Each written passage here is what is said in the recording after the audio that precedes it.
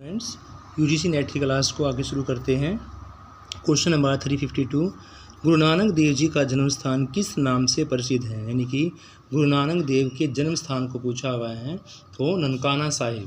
जगह का नाम क्या है? ननकाना साहिब। सिखों के किस गुरु ने नानक के पदों का संकलन गुरु ग्रंथ साहिब में किया था? तो अर्जुन देव जी का संकलन जो है वो गुरु ग्रंथ साहिब में किया गया। गुरु नानक देव के पुत्र भी विख्यात साधु हुए हैं। उन्होंने उदासी संप्रदाय का प्रवर्तन किया था, तो उनका नाम पूछा। उनका नाम था स्टूडेंट श्रीचंद। इनका जो उदय संप्रदाय का प्रवर्तन किया गया उनका नाम था श्रीचंद।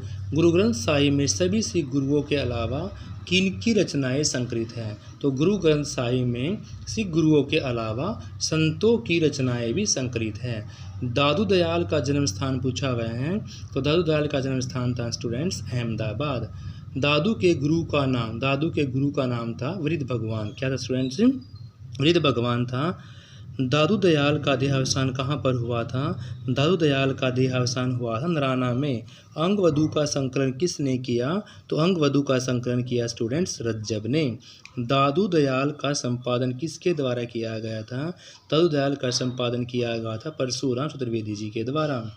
रामचंद्र शुक्ल के अनुसार दादू के काव्य में किस तत्व की व्यंजना ज़्यादा थी? प्रेम की। स्टूडेंट किसकी थी? प्रेम की तत्व की ज़्यादा व्यंजना थी। दादू जी की स्वरचित रचनाएं पूछी हुई हैं, तो अनुभवाणी और काया बेली। कबीर के उपरांत उनकी गद्दी पर किसे प्राप्त की गई थी? तो कबीर के बाद उनकी गद्दी धर्मदास को प्राप्त हुई थी। स्टूडेंट्स किसको प्राप्त हुई थी? धर्मदास को। कबीर की गद्दी के उत्तराधिकारी धर्मदास की बनिया जाति के थे। जाति पूछी धर्मदास की, तो वो थे बनिया जाति के।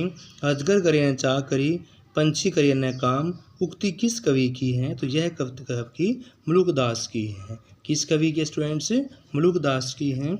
संत कवियों में सर्वाधिक शिक्षित कवि कौन माने गए हैं? तो संत कवियों में सर्वाधिक शिक्षित कवि माने गए हैं आपके सुंदरदास। क्या माने गए स्टूडेंट? सुंदरदास माने गए हैं। सुंदरदास के गुरु का नाम पूछा स्टूडेंट। सुंदरदास के गुरु का नाम था दादू दयाल। क्या था स्टूडेंट्स? दादू दयाल। किसके गुरु का नाम? सुंदरदास के गुरु का नाम।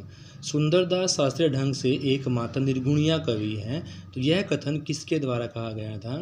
निर्गुणिया कवि को कहा गया था हजारी प्रसाद द्विवेदी जी के द्वारा।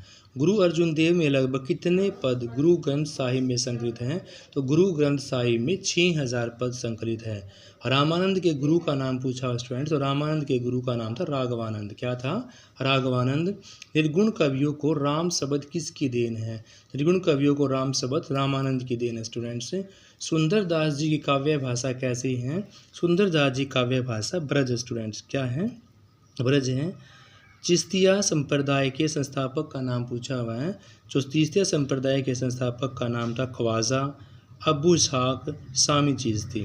ख्वाजा मोइनुद्दीन चिश्ती चिश्तिया संप्रदाय की किस पीढ़ी में हुए माने जाते हैं? तो यह आपके 7वीं पीढ़ी में हुए माने जाते हैं। मोहम्मद गोरी ने अंतिम सफलता की याद में मोइनुद्दीन चिश्ती के लिए अजमेर में एक मंदिर तुड़वाकर मस्जिद का निर्माण करवाया। यह मस्जिद किस नाम से प्रसिद्ध है? तो यह आपके 2.5 दिन के झोपड़ा के नाम से प्रसिद्ध है।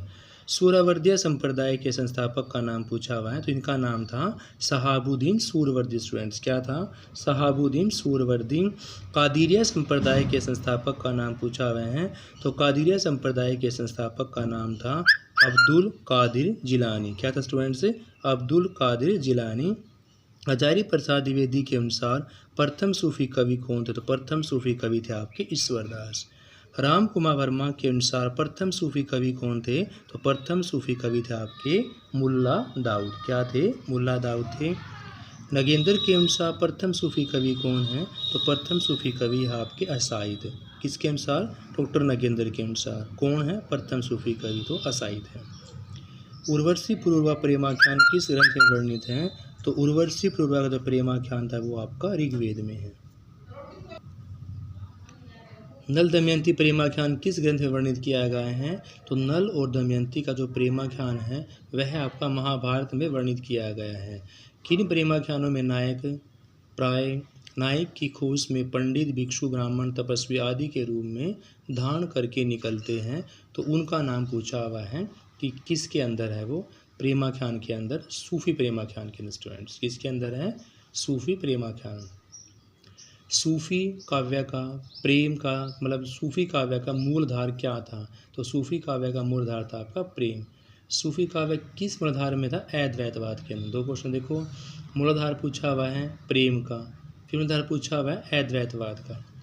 किस प्रसिद्ध कवि ने अपनी आत्मकथा में बताया है कि इस युग यानी भक्ति काल के युवक सूफी प्रेमाख्यान में पढ़ने से रिश्तेदार लालित रहते हैं?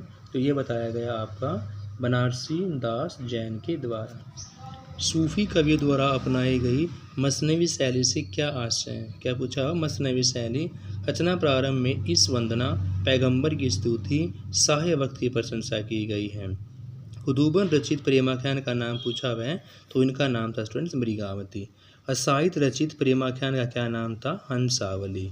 हंसावली प्रेमाख्यान रचना स्रोत क्या है? विक्रम बेताल की कथा। क्या स्टूडेंट्स? विक्रम बेताल की कथा। मृगावती कौन सी विद्या जानती थी? मृगावती हवा में उड़ने की विद्या को जानती थी। सूफी शब्द की उत्पत्ति के मूल में किस शब्द की आधिकारिक मान्यता मिली है? तो सूफ शब्द को सबसे ज़्यादा मान्यता मिली है। चंदायन किसकी कृति मानी गई है? चंदायन थी आपकी मुल्ला दाऊद की कृति स्टूडेंट्स। किसकी? मुल्ला दाऊद की। चंदायन का कथानक क्या था? चंदायन का जो कथानायक है वो आपका लोर, और जो नायिका है वो चंदा। देखो चंदायन किसकी कृति है? तो यह आपकी मुल्ला दाऊद की है। नायक का नाम पूछा था, नायक का नाम लोर और नायिका का नाम क्या था? चंदा। किस विद्वान ने चंदायन का मूल नाम लोर कहा या लोर कथा माना गया है? तो माता प्रसाद गुप्त ने। लोर या लोर कथा किसको माना गया है? माता प्रसाद गुप्त ने। पद्मावत किसकी रचना है? तो पद्मावत है मलिक मोहम्मद जायसी की।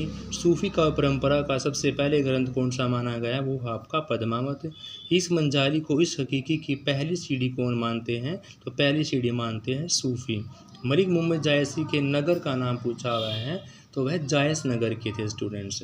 मलिक मोहम्मद जायसी की उपाधि क्या थी? मलिक। देखो नगर जन्म स्थान का नाम पूछा तो वो तो जायस नगर था, उपाधि है तो कौन सी? मलिक की। एक बात किस शेरशाह ने जायसी की क्रूरता का मजाक उड़ाया था? जायसी आँख से काणे होने के कारण क्रूर थे तो उनका मजाक उड़ाया शेरशाह सूरी ने। किस राजघराने ने जायसी का बड़ा सम्मान था? अमेठी के राजघराने में उनका बहुत सम्मान किया जाता था। आखिरी कलाम में किस शासक की प्रशंसा की गई है? तो आखिरी कलाम जायसी द्वारा जो लिखा गया था वह बाबर की प्रशंसा की गई है। रतन सेन कहाँ का राजा था? रतन सेन चित्तौड़ का राजा था। पद्मावती कहाँ की राजकुमारी थी? तो पद्मावती सिंहल द्वीप की राजकुमारी थी। पद्मावत का बांग्ला अनुवाद किसने किया था? तो पद्मावत का जो बांग्ला अनुवाद है वो आलो उजाला के द्वारा किया गया था। कयामत का वर्णन जायसी किस रचना में है? तो कयामत का वर्णन जायसी की आखिरी कलाम के अंदर है। पद्मावत का बांग्ला अनुवाद किसने करवाया था? तो यह करवाया था मंगल ठाकुर के द्वारा।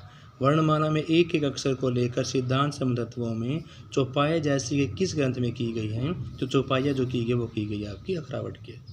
थैंक यू स्टूडेंट्स, बाकी हम नेक्स्ट वीडियो के अंदर करेंगे। Have a nice day students.